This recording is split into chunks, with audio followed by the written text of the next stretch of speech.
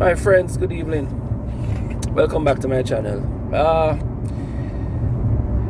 What's on my mind is this ship, this cruise ship that is still out in the sea with 1,044 Jamaicans wanting to come home. And the indication of the opposition that given an impression as if the government does not want the Jamaicans to come home. No. To me, there's no facts to that, because based on the reports that we have been getting and hearing and reading, the Jamaican government is working on getting the people home. It is a matter of time before they get home. It's a matter of when they're going to get home. It's not if, because guess what? They're Jamaican citizens. Constitutionally, they have to come home. This is their country. But look at it this way, and I want you to think about it. We have 1,044 persons on a ship. COVID-19 is ravishing other countries in the globe.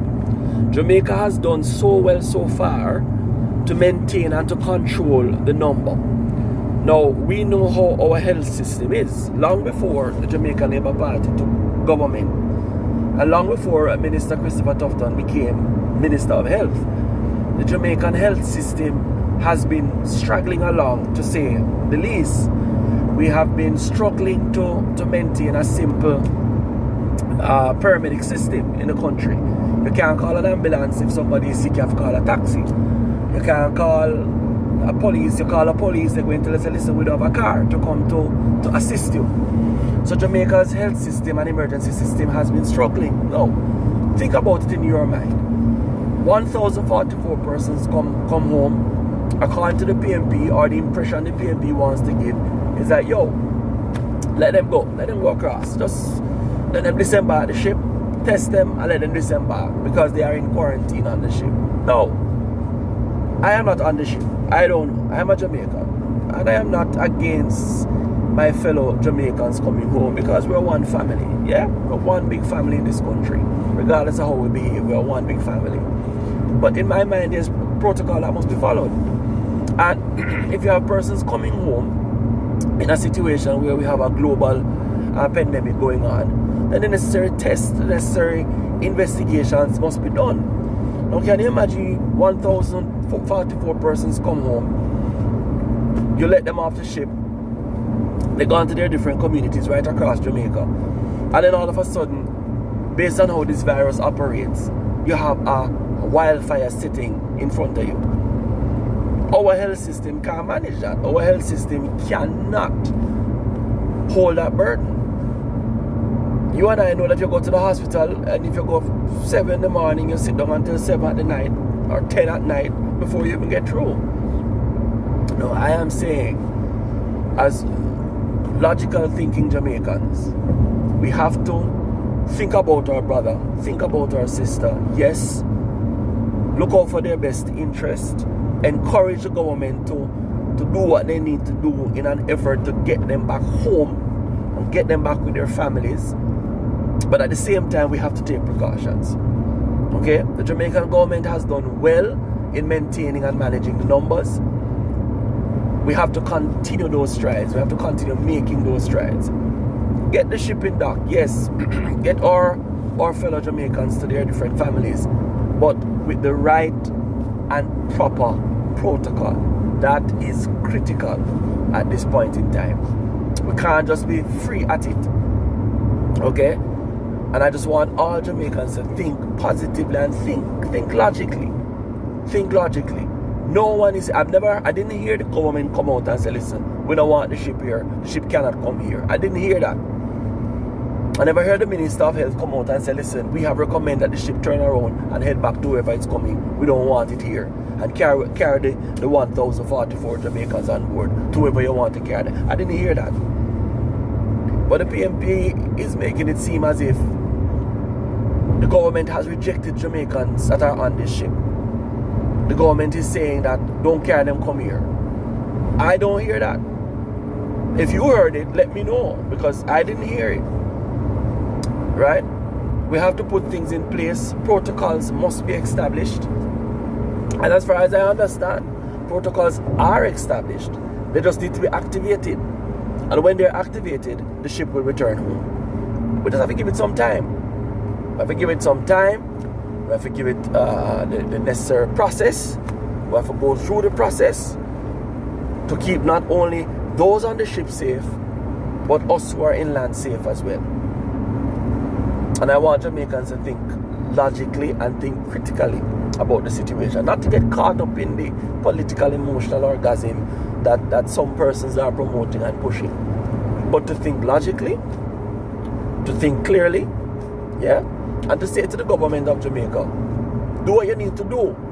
Work faster, work a little harder, work a little quicker, yeah? But do what you need to do. But at the end of the day, ensure that you protect not only those on the ship, but those of us who live on land. Because based on what is happening in the US with this virus, based on what happened in Italy, based on what happened in Canada, yeah, based on what happened in China, my friends, Jamaica is a small country with a health system that is, in my own opinion, a health system that is somewhat crippled. Yeah, Minister Tufton has been doing a tremendous job in trying to get things up and running, and we see the changes and we see where the strides are being made. The Prime Minister has been doing his best to keep things going, and we see where that is, that the strides are being made there.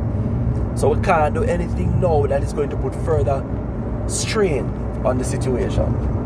Now, in relation to these persons that are in quarantine here in Jamaica, they are in 2 hotels across. Yeah, you're in quarantine. You're in quarantine because you're in observation, because there's a virus and you went to a country that the virus is exposed to, and you come back home, you're in quarantine, 14 days, whatever the case may be. You're in a 5-star hotel, yeah, but the hotel is not operating at a 5-star level at this point. At this point, the hotel is operating at a 0-star. Okay?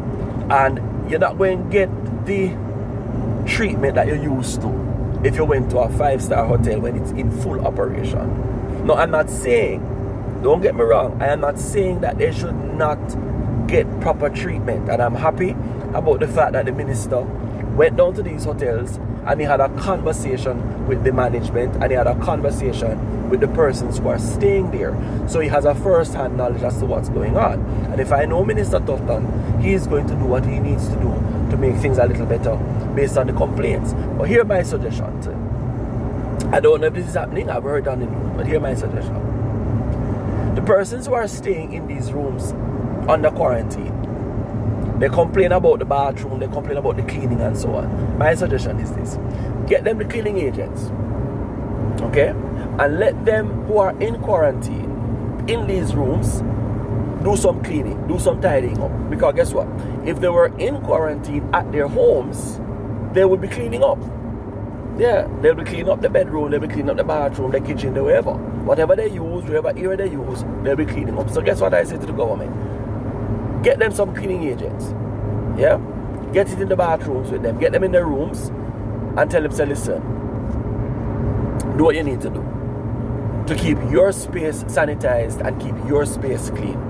Because truth and in fact is, one of the worst things you can do is go into a bathroom and it's dirty and you have to use it. You feel cranny, you feel ugh, you know? So get them these agents and say, listen guys, you're going to be here for 14 days. We know it's not the best, it's not your home. This is not your regular home. This is a temporary stay. But we want you to stay here because guess what? We have to ensure that when you do go home, you're okay and everything is alright. So guess what you do? Use the agents that we give you. Sanitize the area that you're staying in. And let's all partnership with this thing. The food preparation, I saw some videos, I saw some stuff. And I'm saying to myself, alright, it's styrofoam box because guess what? You're not going to get served in a glass plate. Because at the end of the meal, the styrofoam box must be thrown away. Or the cardboard box or whatever must be thrown away. So you're not going to get the glass plate serving as one we used to. But those who are in the kitchen preparing, I know you're cooking for a mass crowd. You know. Spend some time and do what you need to do. Then again, you get mixed reports. Because on one hand, somebody is saying, the service is poor. And then on the other hand, somebody else is saying that they're getting star treatment. So sometimes you're kind of torn between two opinions. You don't even know who you don't even know who to believe. But at the end of the day, I just want to say to the persons in quarantine, you have to stay strong, because guess what? You're not at home. Yeah, this is not your home. And there's some things right now that is not going to be in your control. Okay? If you're at home, you will have better control of the situation. But because you're not at home, some things are going to be out of your control. It's rough, it's hard, being away from your family, being away from your comfort zone, being away from the environment that you're used to, coming home on a plane and going straight to a hotel that is not even operating right now as a hotel, really operating as a little dormitory. All I'm saying to you guys is, it's rough, but guess what? At the end of the day, you're saving your family, you're saving yourself, and you're saving the country. Alright? So we have to work together. We have to help each other out. It might be rough, it might be tough, but we have to help each other out. And I am hoping that one day, and it's a far-fetched feeling, but I'm hoping that one day in a global situation like this, that the opposition and the government, or the party in government at that time, that they'll bury the political conversation, the whole political jabs at each other, and they'll sit around a big table and say, listen guys, whether I'm in government or you're in government, this is the one country that the both of us are trying to lead. That's why we have elections, because when we have elections, the two of us are battling on who should lead the country. Let's sit around the table. We have a global situation going on. It's affecting everybody across the world. It's not just one country, and the whole away. Minister Tufton said it when the virus broke. Minister Tufton came out and he said, it is not if the virus is going to get here, but it's when. Okay, and one person came off a flight and boom, Jamaicans are exposed to the situation. So I want the two political parties to come together and say, listen, hey, alright, let's sit around a big table. Let's work this thing out, because come the next election and the next election and the next election, the two of us are going to be battling out on the election field, because the two of us want to win the election because one of us want to run the country. But if the two of you are going to be fighting in a global pandemic, and then us, the man outside of the political arena, is going to be dying and suffering, then who going to vote for you? Who you going to campaign with? Who you going to come on platform and talk on election day and all kind of something? So you come together, you sit down, and you work it out together. I'm dying for that day to happen. It's a far-fetched idea, but it's not an idea that can't be achieved. Right now we're in a global situation, and it's time for the two political parties to put down the political weapons, put down the political stabs, and sit around the table and say, listen, we have 1,044 Jamaicans on board. This is what I'm saying. I know a place. Let's do it this way. I have 200 people that are willing to go down there and help out with the whole testing procedure, the organizing, the administration. Minister Tufton, Minister Chuck, how you plan to use them? And we come together and we work it out. That's my opinion. Yeah, we can't keep fighting each other. We can't keep jabbing each other. We can't keep looking political points. We can't keep looking to score political points on the bodies of people. Yeah, we can't keep looking to score political points. We have to come together in common sense and work together in common sense. That's what's on my mind.